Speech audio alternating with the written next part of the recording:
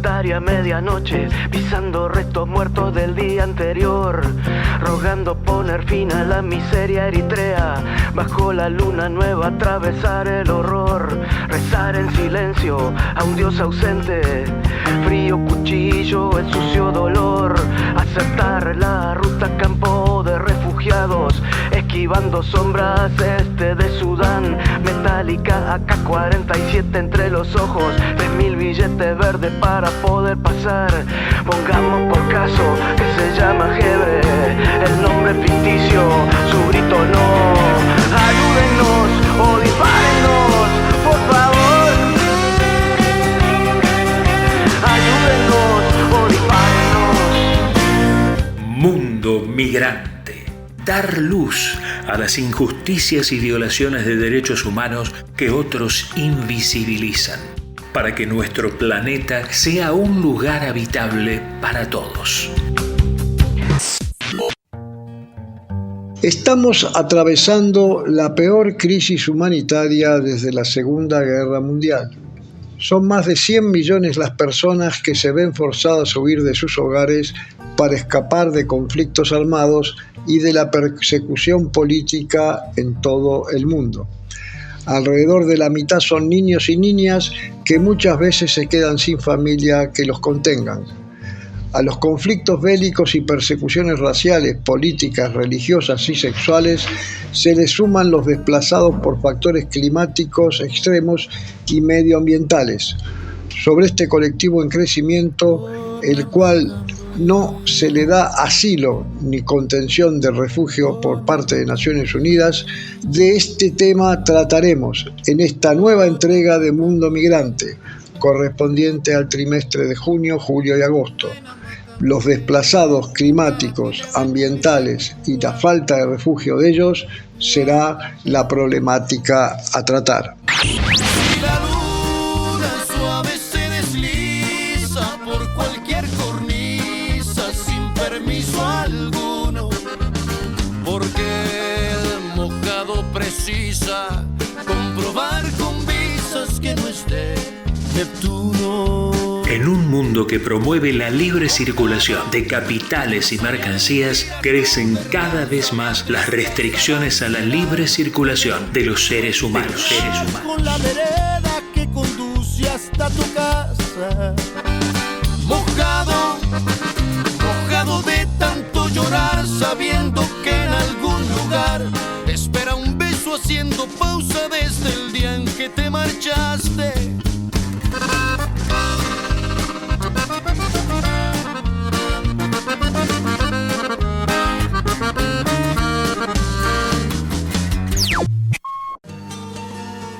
El cambio climático se ha introducido en la agenda contemporánea a escala global, a fuerza de la contundencia de los fenómenos climáticos extremos, y es la divisoria de aguas entre gobiernos sensibilizados con el tema y el negacionismo de las nuevas derechas.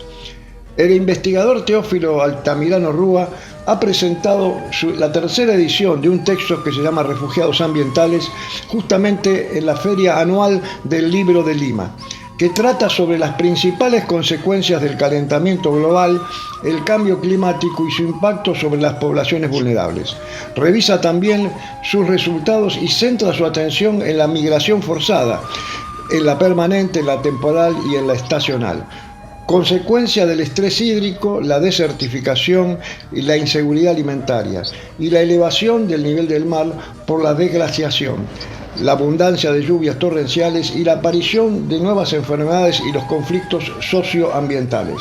Otro de los efectos relacionados a la problemática del cambio climático es el crecimiento de las aguas de los océanos, producto de los deshielos en los polos, que pone en riesgo eminente distintas zonas costeras, entre ellas diversos países de las llamadas Islas del Pacífico Sur.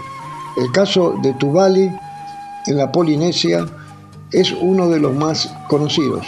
Tuvalu era una isla que se denominaba Hélice hasta 1978, un país insular integrado por distintas islas. Su capital es Funafuti, localizado en el Océano Pacífico aproximadamente a 4.000 kilómetros de Hawái y de Australia. Sus países más cercanos son Kiribati, Samoa y Fiji. Otro caso es justamente el de las islas que conforman el archipiélago Kiribati, que están también en peligro de desaparecer debido a la subida del nivel del mar, vinculado también al cambio climático.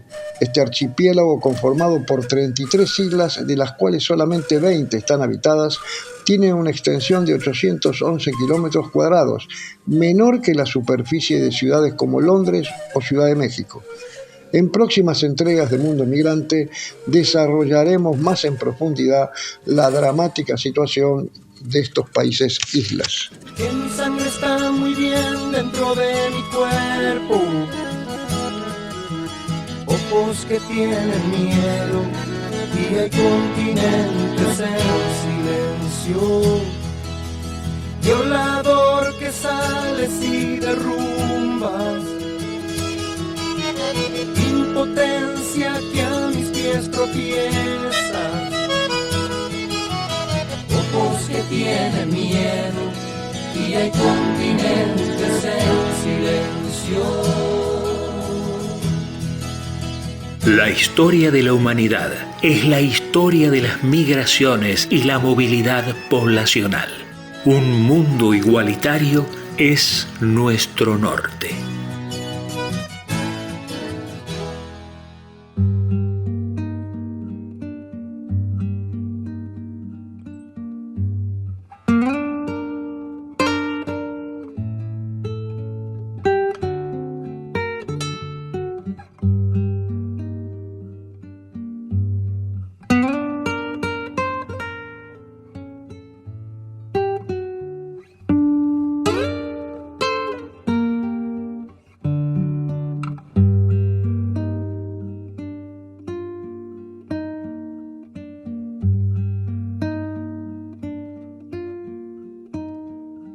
Tierra, tan solo tierra, para las heridas recientes.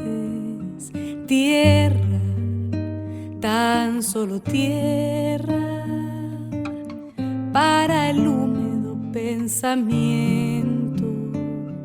Tierra, tan solo tierra, para el que huye de la tierra.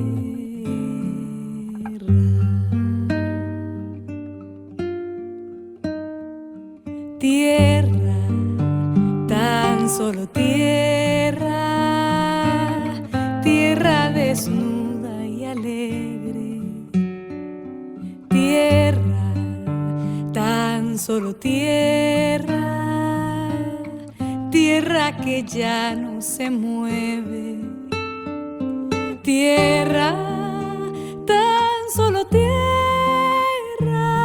de noches inmensas.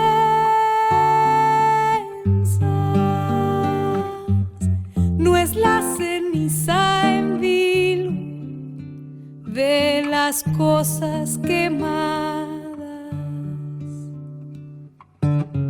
lo que yo vengo buscando.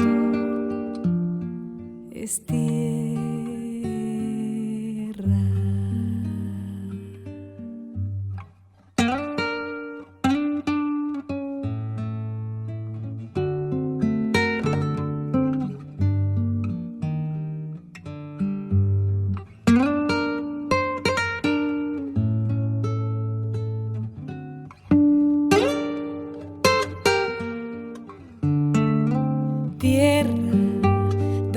Solo tierra, tierra desnuda y alegre. Tierra, tan solo tierra, tierra que ya no se mueve. Tierra, tan solo tierra de noches inmensas.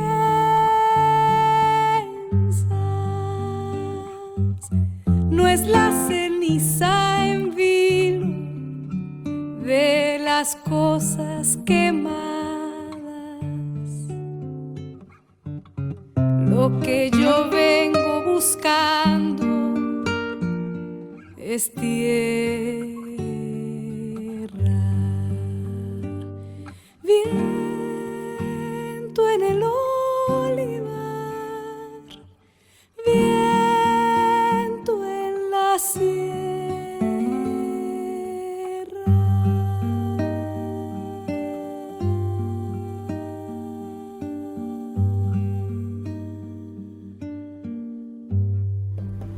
Duerme, mi niñito, duerme,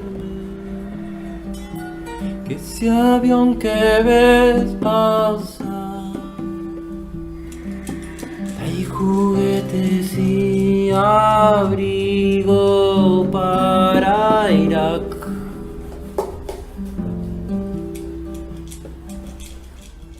Esas luces que cayeron anuncian la Navidad.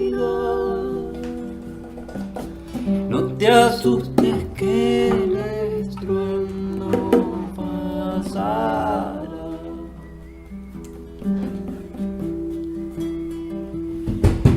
Ante los efectos nocivos del modelo de acumulación del mundo desarrollado sobre los países periféricos de África, América Latina y Asia, repensemos el mundo del futuro.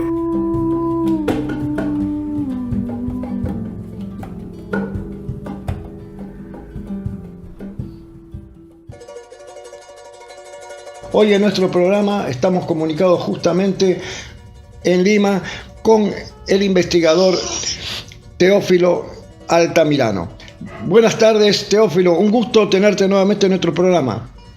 Para mí también es un placer comunicarme contigo, Jorge, y también saludar a la comunidad argentina y a la comunidad peruana que reside, pues son una fuente de remesas fundamental para familias que lo necesitan, ¿no?, de sus parientes que están ahí. Con todo gusto podemos empezar la conversación. Bien, Teófilo, cuéntanos fundamentalmente los ejes centrales del libro Refugiados Ambientales. Sí, con mucho gusto. En el libro, ya es la tercera edición, lo que hago es analizar las causas, antes de todo, que está produciendo, que está generando los impactos ambientales y climáticos a nivel global, pero que se sienten a nivel local, ¿no?, en algunos países con más fuerza que en otros, y especialmente en los países que en el 80% emiten gases de efecto invernadero, que son los países más ricos, ¿no? Empiezan a sentirse también los impactos del cambio climático, la desertificación y otros temas que empiezan a ser parte de la agenda global. Yo creo que dentro de la agenda global, aparte de los eventos políticos y las guerras que se están librando ahora, siempre está presente y estará presente el tema del cambio climático y la contaminación ambiental, ¿no?, que son temas que, de haber sido un tema donde había menos discusión, menos creencia incluso de los impactos de este fenómeno, ahora pasan a ser titulares en las grandes emisoras de redes sociales. Además, cada vez hay más instituciones que empiezan a analizar este tema, ¿no?, de manera global y de manera particular, que se ha posesionado entonces como un tema central de discusión global. Y es eso lo que me ha producido el deseo de seguir escribiendo sobre este tema. Como dices tú bien en la presentación, es la tercera edición de un libro que ya tiene más de 10 años, se publicó el año 2014, justamente 10 años. El segundo se publicó hace 4 años y este último, que acaba de ser publicado, donde lo que hago es actualizar, ¿no? Los contextos en los que se desarrollan estos fenómenos del cambio climático y la contaminación ambiental en cada caso, y añadir además nuevos capítulos, porque es un tema en permanente desarrollo, de tal manera que el libro actualiza, pone el tema mucho más de los eventos que están sucediendo en el mundo, ¿no? Incluyendo especialmente a los países africanos, al Caribe, al sudeste asiático, a las islas del Pacífico Sur, etc. Entonces, justamente me encuentro ahora elaborando un nuevo texto que es quizá una recopilación, una especie de sumario de lo que vengo haciendo hasta ahora, ¿no? Porque era necesario juntar muchas cosas que suceden a partir del cambio climático y la contaminación ambiental. Y Teófilo, en realidad los fenómenos, este devenir de los efectos climáticos van en evolución, van en crecimiento, o sea, la problemática que hace 10 años existía se va agravando, o en realidad de alguna manera esos eventos internacionales donde se habla y se problematiza esta cuestión, como fue en Tokio, como fue también en París, ha incidido de alguna manera buenamente, o el fenómeno sigue avanzando? Fíjate, son dos cuerdas paralelas. Por un lado, el fenómeno sigue avanzando con impactos mayores cada vez, además más frecuentes, más produciendo desastres y costos económicos y humanos. Y por otro lado, pareciera que no hay una correspondencia, una complementariedad con las cumbres climáticas, con las instituciones que están viendo este tema, que en algunos momentos se convierte en una especie de casi un club de amigos que se encuentran en distintos países para discutir, y todavía hay una vinculación, no son vinculantes la mayor parte de ellos para que se tomen decisiones políticas en cada país, ¿no? Especialmente el caso de el Acuerdo de París, que tenía metas muy concretas para el año 2030. Estamos a 6 años de 2030 y no se habrá cumplido una tercera o quizá cuarta parte de esas aspiraciones que teníamos a nivel global. Bien, ¿y se calcula aproximadamente cuál es el universo poblacional afectado a escala planetaria? Fíjate, de los 130 millones de desplazados que hay en el mundo, es el récord que anuncia permanentemente el ACNUR, todavía no se contabiliza cuántos son migrantes climáticos y ambientales y cuántos no lo son. Esta línea tan delgadita que separa si es migrante ambiental o climático, o es migrante que es o desplazado, que es resultado de las guerras internas, de los conflictos religiosos, étnicos, etcétera. Entonces lo mezclan un poco, pero esa línea tan delgada que separa la migración climática y la migración no climática cada vez es mucho más delgada y se va a romper. Ya se está rompiendo, e incluso se pueden hablar ya ahora de miles, hasta millones de desplazados ambientales solo generados por los impactos del cambio climático que desatan los desastres que no son naturales, ya son inducidos por el cambio climático y la contaminación ambiental. De tal manera que en esa suma de 130 millones de refugiados, desplazados, me imagino que haya una buena cantidad.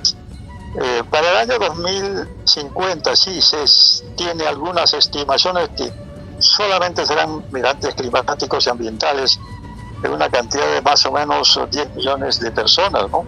Que pueden ser, 100 millones de personas que pueden ser ya calificadas como migrantes climáticos y ambientales.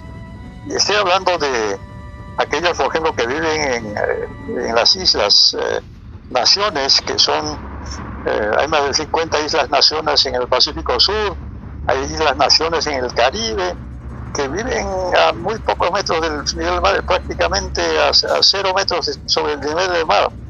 Pues el nivel del mar se eleva cada año 3 milímetros y se estima que en el año 2050 habrá crecido quizás hasta 2 metros el nivel del mar, lo cual va a ser imposible el hábitat para muchos habitantes de estas islas-naciones. Incluso va a afectar los países desarrollados, como en este caso el sur de la Florida, el sur de los Estados Unidos, etcétera. Entonces, porque están también al nivel del mar, y todas las costas que están en la tierra también van a ser afectadas por esta elevación del nivel del mar. Si a esa elevación del nivel del mar aumentamos, que habrán más tormentas tropicales, más lluvias torrenciales, más vientos, entonces eso va a agravar mucho más las condiciones de vida de mucha gente, y esa gente tiene que necesariamente salir de sus hábitats para irse a la tierra firme o quizá migrar. Estos son los migrantes climáticos que todavía no hay un tratado, por ejemplo, de los países de recepción para recibirlos como refugiados, porque el mismo Naciones Unidas no los reconoce. Claro, porque el alto comisionado de Naciones Unidas, o sea, el ACNUR en sí, en base a la Convención también de Ginebra, se hizo fundamentalmente para desplazados o refugiados políticos, ¿no? Esto tuvo que ver con la terminación de la Segunda Guerra Mundial. Luego se amplió a otras partes del mundo, pero lo que no se tenía en cuenta en esa época tampoco eran los efectos climáticos y, bueno, los efectos en el medio ambiente que traía y los desplazamientos humanos, que son, como bien dice usted, cada vez van en crecimiento. Ahora, la nueva versión de su libro, ¿qué casos suma? Porque ustedes habían hablado también de los fenómenos que ocurrían en la desglaciarización en la cordillera de los Andes, en Perú principalmente. También hablaba de los deshielos antárticos. Pero ¿cuáles son las novedades que hay a ese nivel? Sí, efectivamente, muchas gracias por la pregunta, porque es eso lo que diferencia la segunda y la primera edición. En el último capítulo, en el capítulo 8, ahí es lo que hablo directamente. Todos los fenómenos, especialmente de desertificación que ocurre en el norte de México, al sur de los Estados Unidos, la desertificación del Sahara, que avanza cada vez más hacia el norte, hacia el sur, que incluso ya compromete el sur de España, que en 20 años será casi un desierto, casi una prolongación del Sahara, ¿no? Hablo de los incendios forestales que ocurrieron en Grecia y tuvieron que desplazar miles y miles de turistas que iban a pasar sus vacaciones.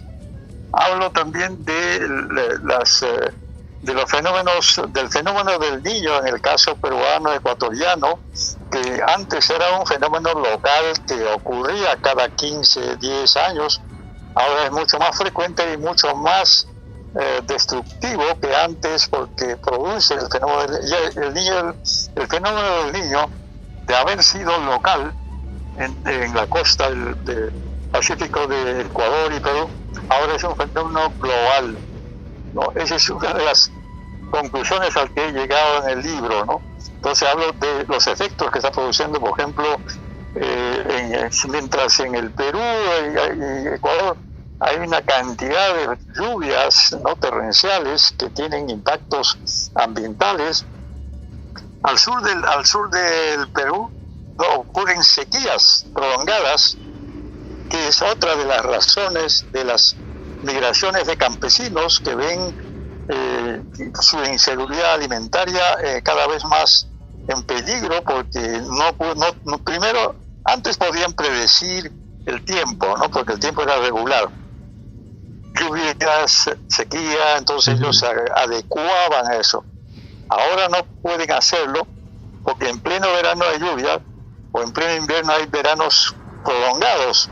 Sí, sí. Entonces, ¿qué hace la gente? Acaba de salir un informe de un periódico local acá, donde han hecho entrevistas a la gente, y la gente antes decía: yo migro porque mis hijos necesitan educación, necesito trabajar en la ciudad para tener ingresos, mandar a mi familia. Ahora dicen: no, tenemos sequía, no hay agua, no podemos controlar los ciclos de estación, ¿no? Entonces, bueno, al no tener todos esos elementos básicos de sobrevivencia, especialmente comunidades alpaqueras, comunidades agrícolas, deciden migrar hacia las ciudades de la costa. Arequipa, Tacna, Moquegua son las ciudades que empiezan a recibir esos nuevos migrantes que ya son... Y las ciudades no están preparadas para esto, porque aparte también en el anterior libro usted habla del problema de agua potable en Lima mismo, ¿no? En barrios que no tienen, por ejemplo, agua, producto también de la escasez de agua, ¿no? Exactamente, el tema del estrés hídrico cada vez creciente, y lo será mucho más en la medida en que hemos perdido hasta el 55 a 60% de nuestras masas glaciares, que son aquellas que proveen el agua durante épocas de primavera y verano, claro. ¿No? Claro, entonces, en el caso de Lima, por ejemplo, hay más de 1.200.000 personas que no tienen agua, que dependen enteramente de servicios en cisternas, en tanques, etcétera, y no hay manera de darles agua porque no hay agua. Entonces el agua cada vez de manera creciente está convirtiéndose en un tema central al cual tienen que adecuarse el gobierno, aunque el gobierno siempre dice no, estamos arreglando. El gobierno tiene un discurso de que van a proveerles agua a ese 1.200.000 personas, pero la realidad es que cuando tú tienes una desglaciación permanente, las lagunas, los ríos superficiales o subterráneos y las fuentes de agua, que son las pochas, las puquiales en el Perú, empiezan a secarse, el río la cantidad del río es cada vez menor. No, tal cual, y esa cantidad menor cada vez más es contaminado por la presión demográfica. Porque nosotros producimos material que daña el medio ambiente, ¿no? Y la problemática es que no hay conciencia de eso, ¿no? O se toma conciencia, pero se trata de minimizar o de invisibilizar el problema a veces. Exactamente, porque en épocas electorales esto no se convierte en un tema central, porque es un tema de corto, mediano y largo plazo. Entonces están más interesados en otras cosas, ¿no? Entonces, yo creo que ahí ha empezado la toma de una conciencia inicial que cada vez crece y que va a crecer mucho más en la medida en que los hechos que van a suceder van a ir empujándoles para concluir de que efectivamente lo que se dijo hace 10 años, que va a faltar agua en la ciudad, se está cumpliendo. Entonces, creo que además nos falta modelos de alerta temprana, prevención, para que cuando ocurra un fenómeno climático o ambiental, podamos anticiparnos y reducir los impactos del cambio climático y la degradación ambiental, ¿no? Reducir muertes, desastres, etcétera. Ahora, profesor, el tema de la pandemia es un tema que seguramente también nos tendría que haber alertado sobre los efectos que existen en la actitud del ser humano con el medio ambiente, ¿no? ¿Usted cree que después de lo de la pandemia se ha agravado la situación? Porque parecería, por los informes que tenemos nosotros, que producto de la pandemia ha habido un cambio en términos de comercio internacional, se ha alterado todo el plan que había de tratar de dejar todo lo que tendría que ver con el petróleo, el gas, y en realidad hasta los países centrales han vuelto al carbón, en el caso de Alemania, por ejemplo. ¿Este tipo de cuestiones han retrasado y han modificado esta situación? ¿O cómo ve la pandemia, teniendo en cuenta que el primer libro usted lo sacó antes de la pandemia, ¿no? Exactamente. Fíjate, la pandemia ha tenido un efecto de alguna manera positiva, porque fue un periodo, especialmente en el Perú, como sabes, el Perú ha tenido la mayor cantidad de mortalidad por COVID-19 por millón de habitantes, ¿no? En el mundo. Hemos tenido una tragedia, hemos perdido más de 230.000 vidas por razones de la pandemia. Bueno, sí, hubo un efecto fue de que durante la pandemia estábamos encerrados. No habían carros, muy pocos carros en la calle. Entonces, Lima, que es una ciudad, pues creo que es la segunda ciudad más contaminada de América Latina, empezó a vivir una especie de pausa. Sí, sí. ¿No? Pausa porque el cielo estaba limpio, yo me levantaba en la mañana, miraba las estrellas, no había la contaminación, esa tela gris que cubre la ciudad por causa de la contaminación ambiental, por la emisión del carbono, ¿no? Claro. Del anhídrido carbono que emiten los carros. Entonces, incluso las aves que siempre regresaban a las playas, las aves que habían sido desplazadas por los humanos, empezaron a regresar, porque ese es su hábitat natural. No había gente. Sí, sí, sí. ¿No? Entonces, la contaminación ambiental, la contaminación auditiva, la contaminación visual, tuvo una pausa prolongada. Pues eso nos hizo ver cómo es que es importante emitir menos gases de efecto invernadero para tener un ambiente saludable, etcétera, ¿no? Entonces, pero esa lección no se aprendió mucho porque apenas terminó la pandemia, nuevamente con más fuerza empezó a emitirse los gases de efecto invernadero. Empezamos nuevamente a retomar nuestros hábitos de consumo, que son una parte de la contaminación ambiental, porque producimos demasiados residuos sólidos, ¿no? Que casi siempre se van a los ríos y los ríos lo llevan al mar. No, tal cual. Ahora, profesor, contaminado. El proyecto civilizatorio en el cual estamos imbuidos desde hace décadas y décadas, ¿cree que en estos encuentros internacionales se plantean verdaderas salidas a esta cuestión o son meramente parches? Yo creo que muchos de ellos son de muy buenas intenciones, incluso hay modelos, hay investigadores que están financiados por el Banco Mundial, el Banco Interamericano. La CCPM es una de las instituciones que incorpora casi todos los países de la Tierra, 190 países que declaran, ¿no? Que anualmente informan qué está pasando en su país. Cada país casi tiene un Ministerio del Ambiente o de desastres naturales o inducidos, etcétera. Entonces eso, al final, pues como digo, ¿no? Mientras las personas no cambien sus usos, costumbres sobre los recursos naturales, que pueden ser minería, petróleo, oro,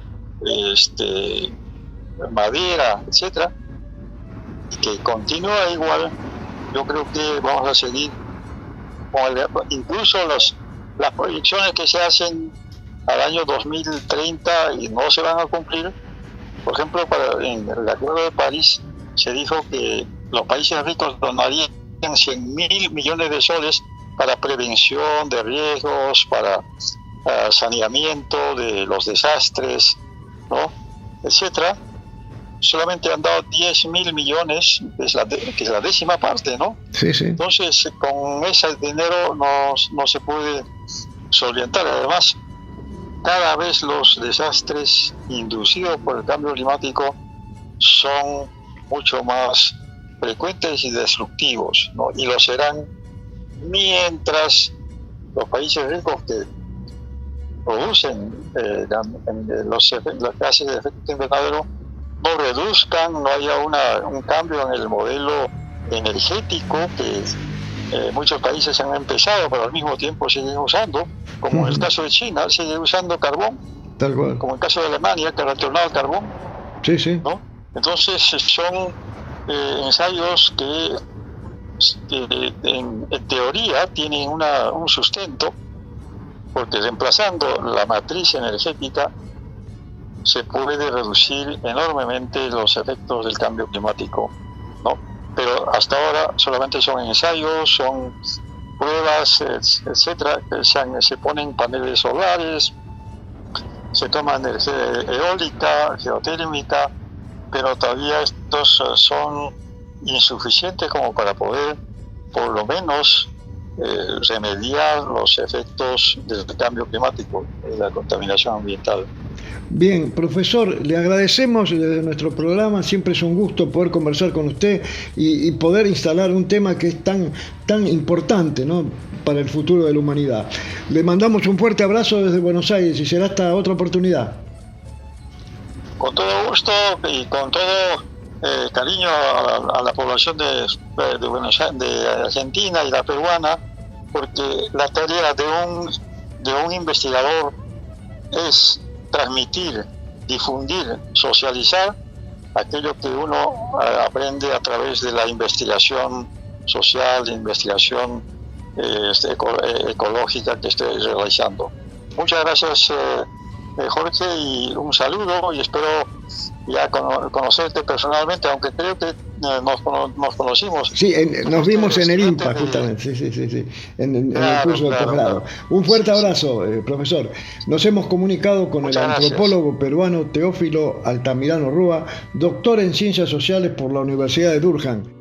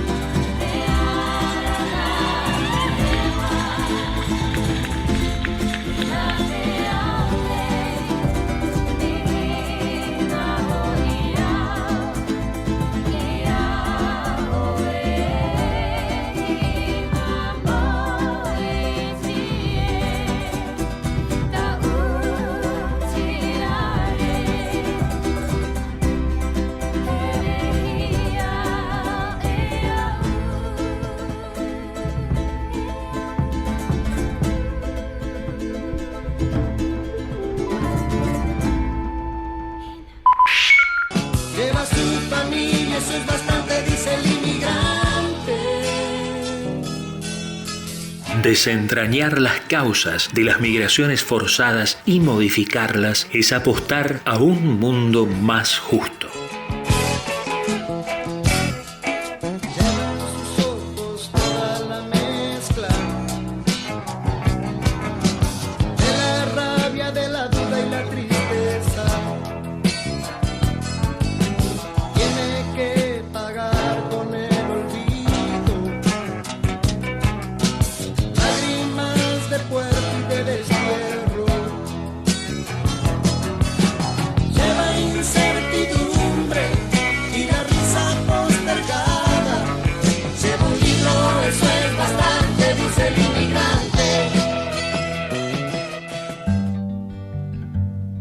Y bien, amigos, tratando de dar visibilidad a una problemática de creciente actualidad que afecta a millones de seres humanos, los desplazados por razones climáticas y ambientales, quienes son la gran asignatura pendiente de Naciones Unidas y diversos organismos humanitarios a escala global.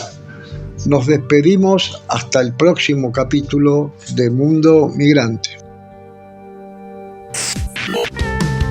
Hamaca, tren, la bestia, 8 meses de embarazo, marido asesinado, nada que perder, volverse invisible a los ojos de la migra, espina, llaga roja supurando los pies, rezar en silencio a un Dios ausente, a pura contracción es el sucio dolor, repasar en el cuaderno una dirección en Houston, Honduras te odio, volver nunca más, maldiciendo que reviente el coyote, mala entraña, aguántate hijo mío hasta poder llegar, pongamos por caso que se llama María, su nombre es ficticio, las lágrimas no, ayúdenos o dispárenos, por favor, ayúdenos o dispárenos, ayúdenos o dispárenos, por favor. Todos los meses, Mundo Migrante te abre una puerta global que te motiva a transformar la realidad, donde los reportajes a protagonistas y especialistas comprometidos en la defensa de los derechos humanos de los desplazados por conflictos, perseguidos por razones políticas, religiosas, étnicas y sexuales, permitan denunciar lo que se invisibiliza en los grandes medios, donde podamos reflexionar sobre la destrucción de los ecosistemas y sus efectos en las migraciones forzadas por cuestiones climáticas y medioambientales.